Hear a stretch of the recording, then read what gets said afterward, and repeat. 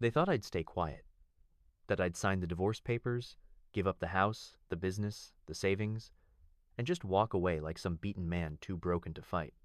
They really thought I was that easy to erase, but they messed up big time, because one day, her lawyer sent me an email, and it wasn't meant for me.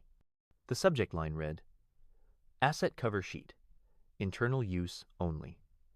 When I clicked it open, I saw everything they tried to hide, and right then, I knew. They weren't just trying to leave me. They were trying to rob me blind. But let's rewind. My name's Alex. I built everything I had from scratch. Late nights, early mornings, 2 jobs, no vacations. By the time I was 35, I had a successful business, a modest real estate portfolio, and a future that looked solid. That's when I met her. Melissa. Smart, beautiful, confident, the kind of woman who knew how to light up a room and shut it down with one look. We fell fast, got married after a year. At first, I thought I'd won the lottery. She supported me, pushed me to grow, talked about building a future together. But slowly, things changed. She stopped asking about my day, stopped caring about the business unless it meant spending more. I started to feel more like her personal ATM than her husband. Still, I tried to make it work.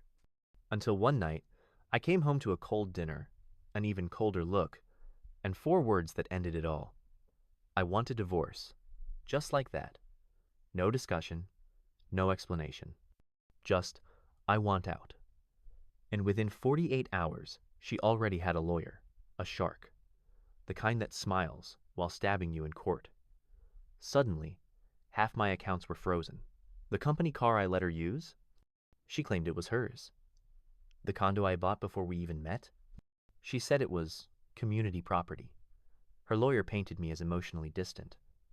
Borderline abusive, said she sacrificed her career to support my dreams. That was a joke. She never worked more than 3 days a week in the last 5 years. But none of that mattered.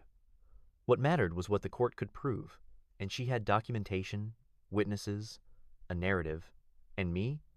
I had anger, confusion, and a legal bill growing by the hour. I felt like I was drowning. Every time I asked for financial transparency, I got excuses.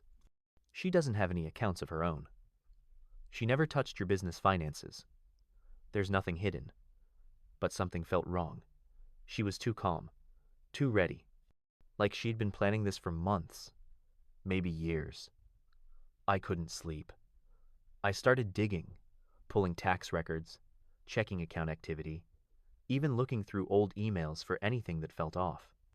Nothing solid, just gut instinct. Until that email. I'll never forget the moment it arrived. It was a Thursday. I was in my office, late, exhausted, thinking about selling one of my properties to cover legal fees. Then the notification popped up.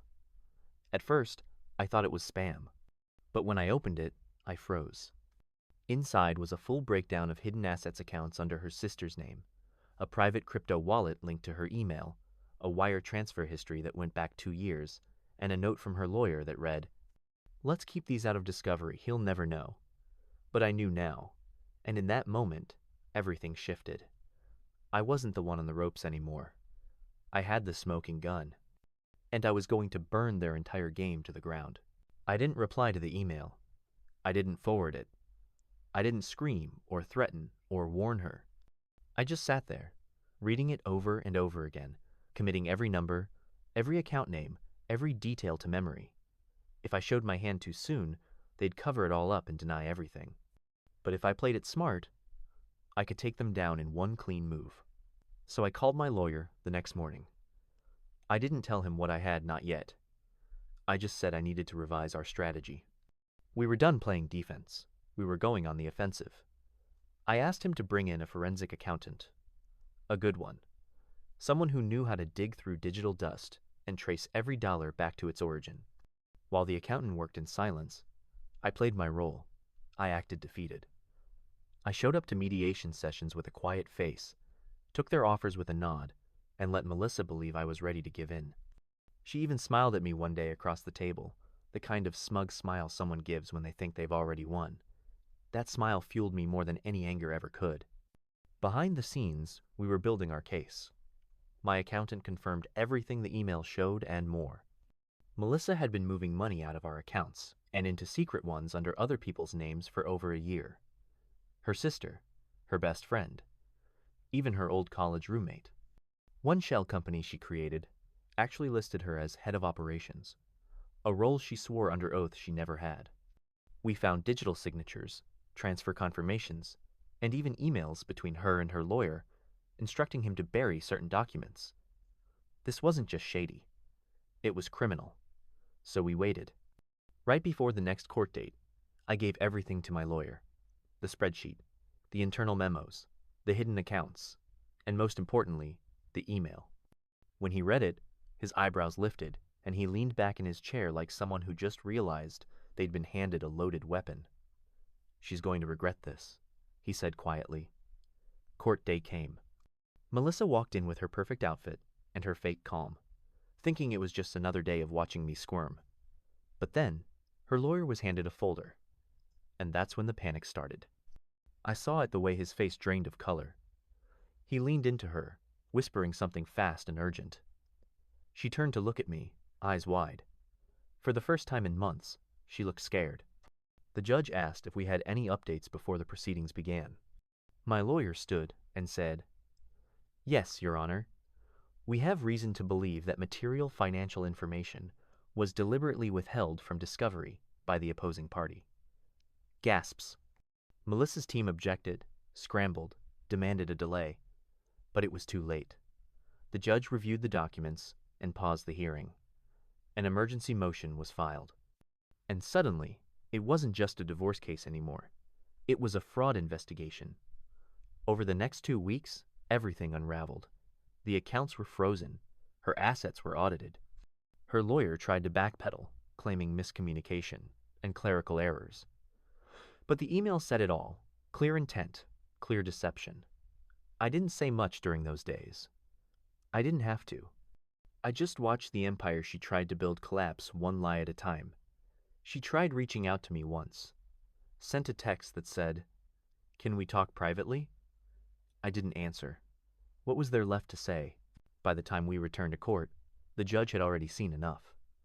The forensic reports, the bank trails, the email, it was all admissible. And it painted a crystal clear picture. Melissa didn't just try to hide money. She planned it, step by step, and roped in her lawyer and her inner circle to do it. What started as a divorce case was now a full-blown financial investigation. The courtroom was quiet when the judge delivered her statement. This court finds sufficient evidence that the respondent intentionally withheld financial information in violation of disclosure laws and court orders. I didn't celebrate. I didn't even smile. I just watched Melissa slump into her chair, eyes glassy, lips pressed tight. Her lawyer barely spoke. He knew they were cooked. The court awarded me the majority of the marital assets. The house, the cars, the investment properties, all mine. Melissa was fined for legal misconduct. Her attorney faced sanctions. And every one of those hidden accounts? Seized and redistributed by the court. But here's the part that no money can measure. Her reputation? Gone. Word got around fast. Friends stopped calling. Her social media turned quiet.